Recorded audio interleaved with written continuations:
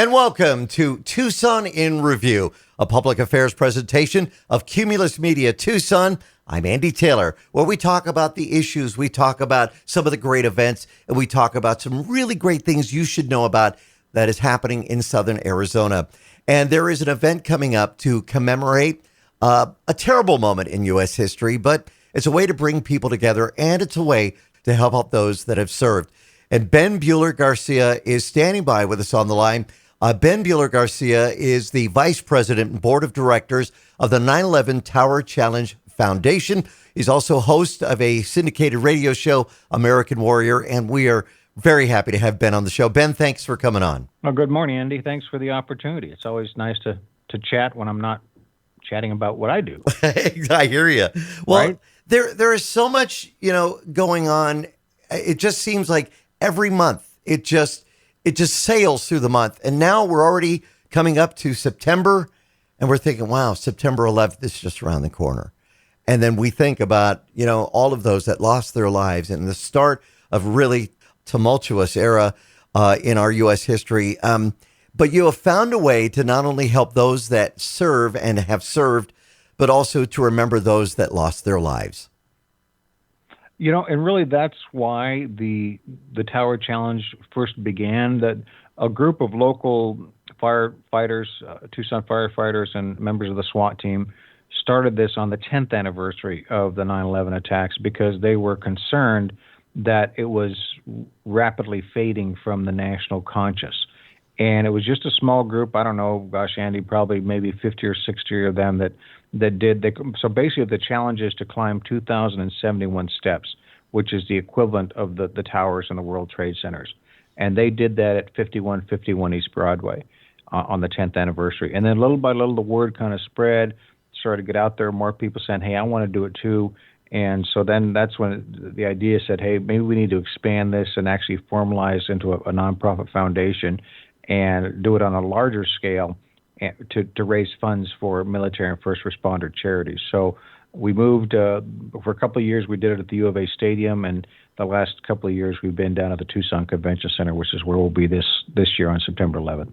Now, this is going to be obviously an indoor event, so you don't have to worry about the rain or anything like that as they walk up these steps that represent the 110 floors of the World Trade Center towers, the Twin Towers.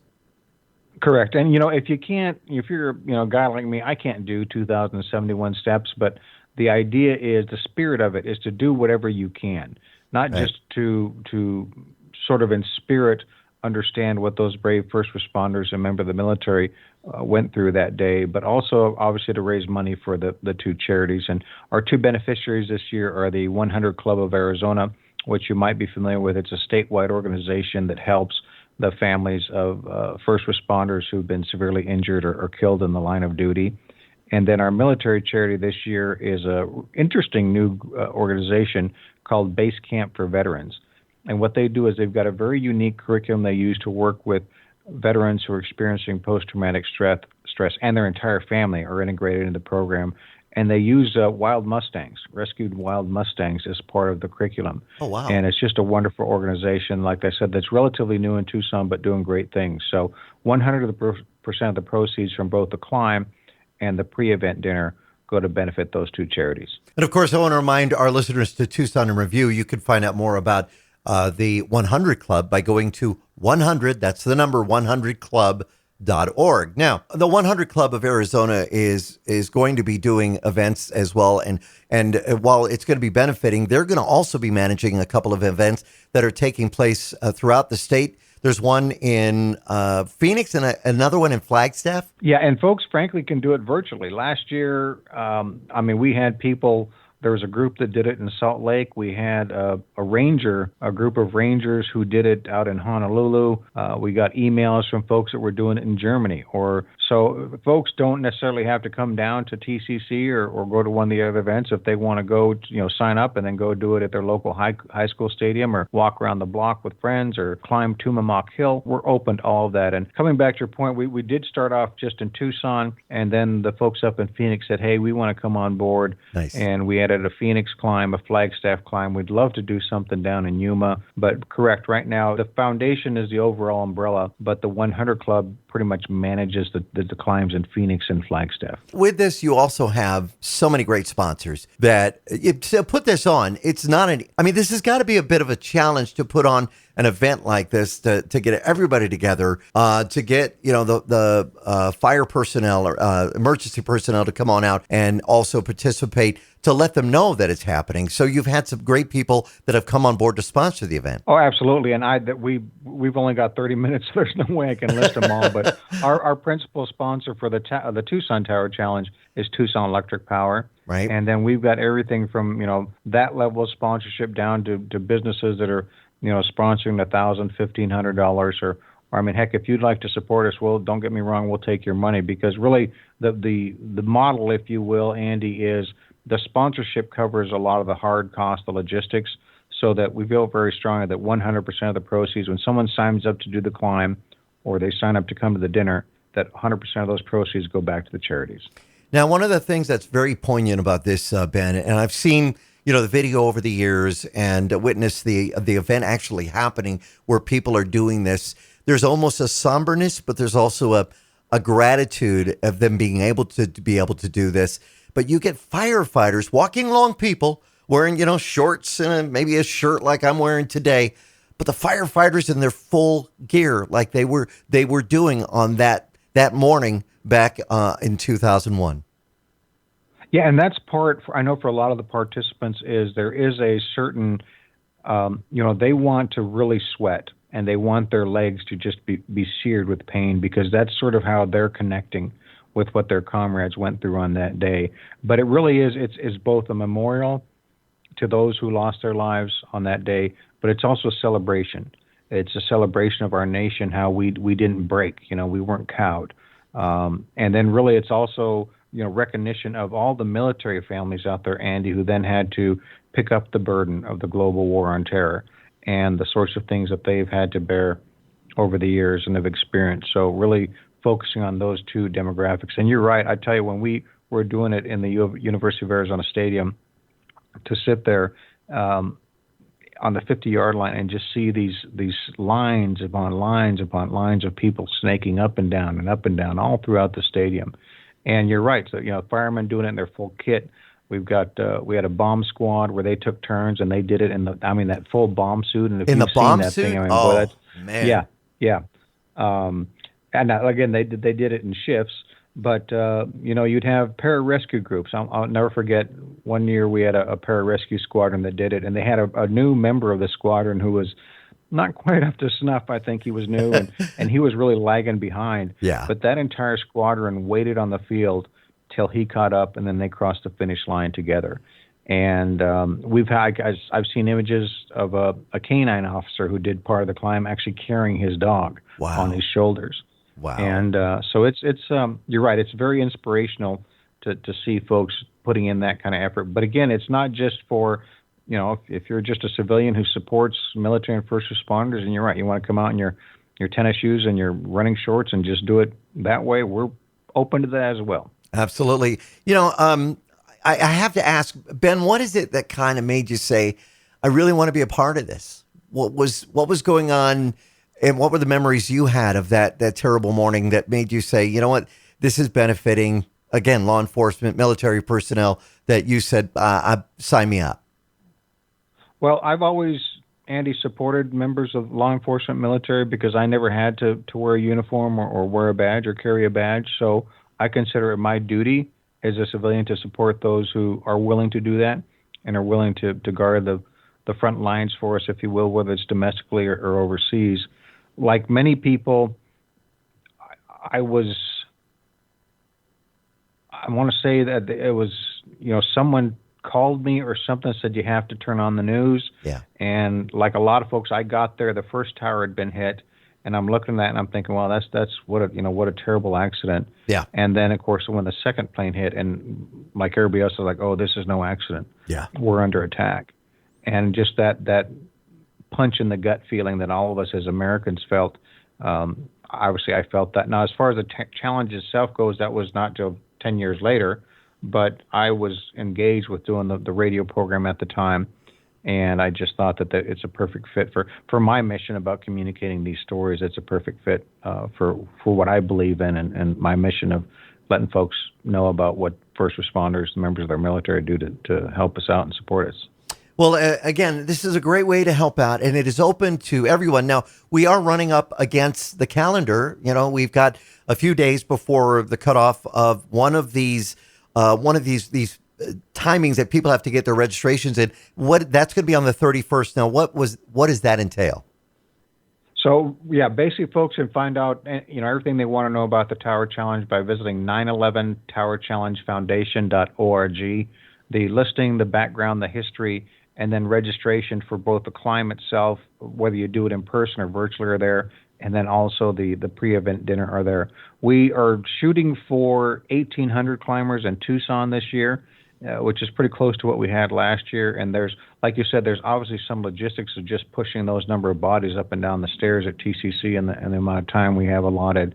So we encourage folks to get in, and if they're interested, to register now. They can go in and register to sponsor someone else.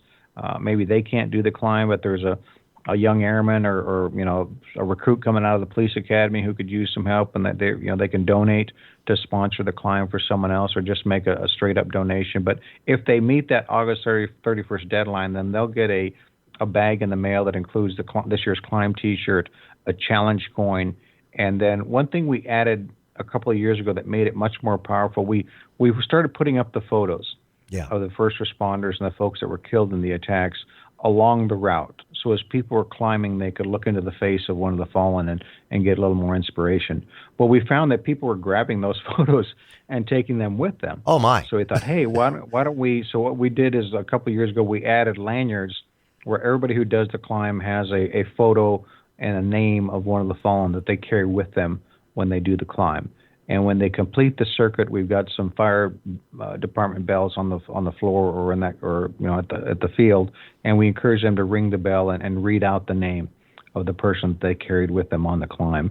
And that's a very powerful moment as well. So part of the other reason for the August 31st deadline, we just need to have enough time to get all those packages stuffed and in the mail so that folks have got that when they show up to do the climb on September 11th. Now, I want to remind our listeners, please take a look at 911towerchallengefoundation.org, the website there. You'll be able to get all this registration information there.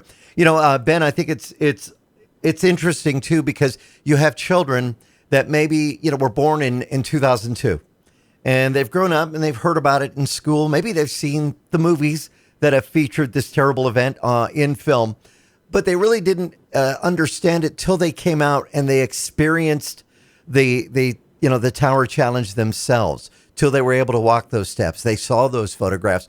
Have you talked to people that have said that this kind of changed them and made them more aware of what our military is going through on a daily basis, that has gone through? I mean, earlier this week, we looked at this terrible anniversary of 13 that were killed at that airport in Kabul. And one of them, I'm wearing a shirt right now for Hunter Lopez, a Marine that was killed in that. What effect does it have on those that weren't alive in 2001? It's interesting you bring that up. Excuse me, that you bring that up, because a couple of years ago, 3 or 4 years ago, we as the foundation, the organizing committee, started to realize that there are young people that are raising their hands to take the oath that either were too young to remember or, like you mentioned, hadn't been born yet. Yeah. Figure this is the 21st anniversary. So if someone's 18 years old and joining the military or entering a fire or police academy, they just weren't around. And for our generation, Andy, I would say this was our Pearl Harbor. Yeah. And, for that World War II generation, how much that meant to them. And just the phrase, remember Pearl Harbor. And so for us, 9/11, I believe, is our generation's Pearl Harbor. So we need to keep a focus where people don't forget. And if they weren't around then, they do now have an awareness of how horrible that day was. But also, in fact, I've had so many people tell me, Andy, I never want another 9/11, but I would love to see more 9/12s. And the idea being that the way our nation all came together as one, and just to have more days like that. But a couple of years ago, in recognition of that, what we've integrated into the opening ceremonies. And I got to tell you, it's worth the price of admission just to come down and watch. Yeah. if now it's not open to the general public. Folks can't just wander down to the TCC and ask to come in and see the climb. But we added a oath of enlistment ceremony where, as part of the opening ceremonies, folks, young people that are signed up to join the military will actually take their oath of enlistment from an officer there. And the last couple of years, it's been this. In fact, this year it'll be a 2-star general that'll be administering the oath with all, the other hundreds or thousands of other people supporting them and watching that. So that's a very powerful and inspirational moment as well that we did specifically to reflect what the idea that you mentioned there. Now, on Sunday, September 11th, when this Tower Challenge is taking place, what time should people be getting out there? Of course, they need to get registered and signed up first, but what time will it be beginning? We'd like to see them there at the latest between 6 and 6:30. What we'll do, and you're right, one of the other advantages of doing it in TCC is when we're at the U of A Stadium, we always had that pressure of, boy, when that sun came up over those eastern bleachers there, it started to get real hot real fast, and we don't have that problem at TCC. Plus, air conditioning is nice. Yeah. But we want to make sure we get every year we do a group photo. We have folks stand in the formation of the Twin Towers and get a group photo. So we want to get that and the opening ceremonies out of the way so folks can get to climbing. So I'd highly recommend people plan on being there at least by 6:30 in the morning. And of course, just registration, finding your parking, getting in there and getting settled in time is something that's important, so we can get that photo and start on time. And then we also have a speaker that does some small inspirational comments. And this year it's going to be Dr. Josh Apple. And Josh was the pararescueman on the famous Marcus Luttrell Lone Survivor Rescue. Oh, yeah. And he's now the Director of Emergency Services here at the VA in Tucson. And what a powerful story he has to tell. And that was his, he was part of that generation that they had to go out and prosecute the global war on terror. And boy, he did it in a big way. And then I also want to touch on the keynote dinner. Yes. We started that a couple of years ago as well, when we started to hear from more of the civilians saying, hey, I want to support this, I want to be engaged, but I don't know a firefighter, I don't have any military family members. So we started the keynote dinner as a way for folks to get engaged and start that. And this year we're really, really honored we're bringing in Tim Brown from New York. Tim is a decorated, retired New York firefighter, 20 years with the New York Fire Department. He was actually dispatched to the first World Trade Center bombing back in the 90s. And then, of course, was dispatched on 9/11 to the World Trade Center towers. And he lost 93 friends on that terrible day, including his 2 best friends. And so he was there, saw it, lived it, breathed it. And now he's one of the more staunch, or a leader, basically, in the country of making sure that we don't forget the memory of what happened that day. So we're very fortunate to be bringing him in as our keynote speaker. That event will be held September 9th at the Site 17 Event Center. And that is $45 per person. It includes the speech and, of course, a wonderful meal by Creative Catering, and a very, very cool silent auction. I mean, even there's some things that even you might be interested in, Andy, at that silent auction. Oh, okay. Because I'm a techie. Yes. Well, here, let me give you an example, sir. All right. So we get authors that send us autographed books as collectibles as part. We'd like to keep a nice variety. Right. Well, I was talking to one of them. He's a international best-selling author, very prolific. He puts out and he writes in the thriller genre. Okay. Sort of the Tom Clancy-ish sort of genre. And he puts out a book about once a year. And he said, I'd be happy to send a book and for the auction, but he says, I'll do you one better. I'll send you a certificate where whoever buys that certificate, I will name a character in my next novel after that. Are you kidding me? That is so cool. No, I mean, yeah, and that's not something you can just go out to Walmart and buy, No, right? no. Now, there's a couple of caveats that made me chuckle. He's like, look, the good guys in my series go from, they move on from one book to the next in the series. Bad guys, so whoever gets the certificate, they'll probably be a bad guy, and they'll probably get killed before the last chapter of the book. But, there you go. I've played a bad guy in movies before, so that works out pretty good. That would be good. Yeah. Just little stuff like that. And again, 100% of those proceeds go to benefit the charity. So it's a relaxed evening. It's informal.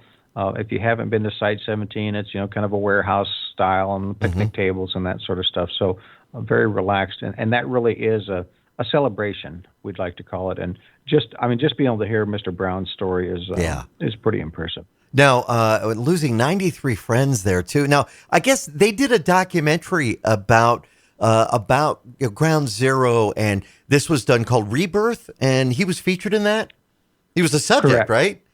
Yeah. Correct. Wow. Amazing. And to be able to actually see him speak there at this dinner, which is happening a couple of nights before, so everybody get a good meal, get energized, and then be ready to come and walk on September 11th. Now, and the thing to point, I think, Ben, that is very important for people is, listening to this and they're hearing, the many steps that they could take. They don't, like you said, they don't have to replicate all 2,071 steps or the 110 floors. They can come out and do what they can. And again, they'll feel great that they're a part of something that does make a lot of people feel better. And again, help those that are serving. Absolutely. And you're a young guy still, Tim. I'm an old fat guy with bad knees. I can't do 2,071 steps, but I'll do what I can. Yes. And exactly. The other advantage of being at the Tucson Convention Center is we have the option where people can just walk around the concourse. And we've not timed it out, but we've done the math in public of how many steps, how many times around the concourse would equal the 2,071 steps. So we have some folks, maybe some older folks, and then that you have to be at least 16 to climb the stairs. But if families want to just do the concourse circuit, then they're welcome to do that as a family. And then we've got again, just being there, it's so inspirational to watch. Yeah. All these folks, and we've got a lot of groups that come out and do it as a team. It might be a fire department that does it a team, or the local class at the academy that does it a team. But then we've also got a number of gyms and fitness centers and other, maybe a accountant's office where they'll come down, they'll all get their T-shirts, and they'll do the climb as a team, and that's very inspirational to see that kind of support in the community as well. I have to ask you, Ben, does it almost feel like when people are participating in this, while we're remembering that day, September 11th, does it almost feel like September 12th because of so many people coming together?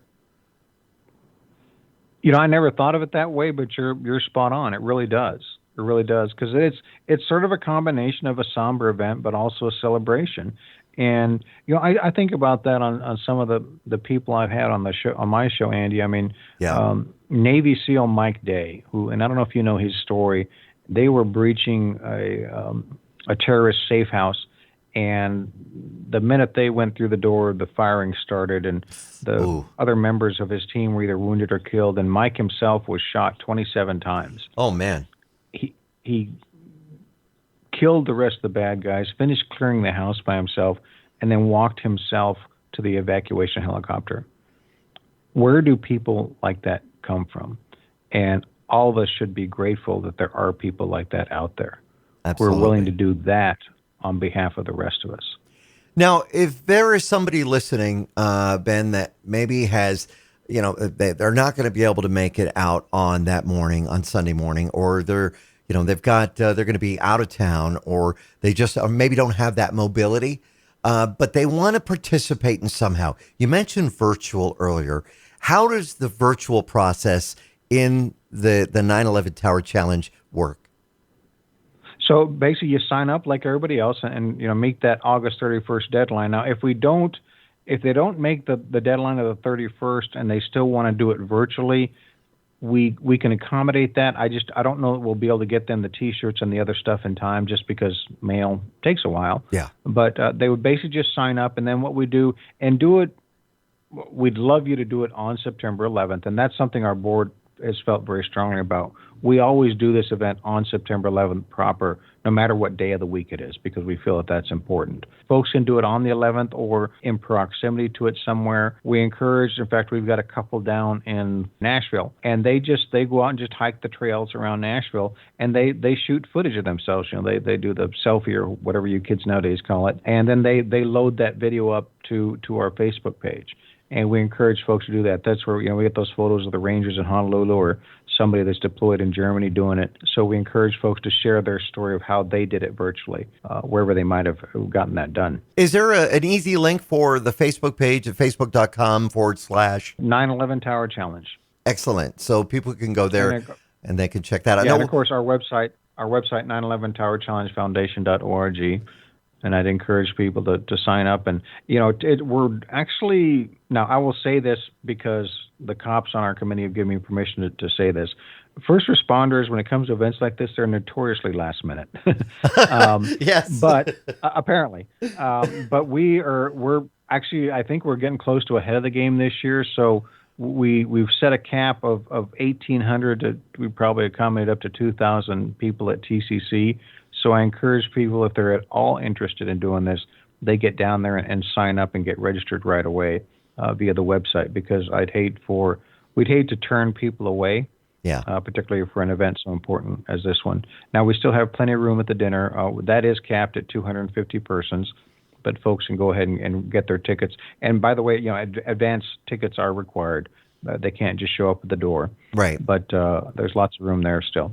All right, and this is the one that has the keynote, of course, Tim Brown, firefighter, who was there, who will be doing that keynote speech, and of course, talking about those events of that morning, but also providing some inspiration as well, and to those that lost their lives. They can find all that information again at 9/11towerfoundation.org. I know all of our stations here at Cumulus have links to the event that is happening, because the stations want to get behind this and remind people this is a great way to get out and participate in this event. Now, with the evening celebration, with that keynote presented by HSL Properties beforehand, what is the cost to come on out and do the walk? So it's $50 to do the Tower Challenge, and it's $45 to do to attend the dinner. And Tim Brown, that's another example. Tim, as I recall his story, he was coming down the stairs, and one of his best friends, also a firefighter, was going up the stairs, and they just sort of exchanged that glance.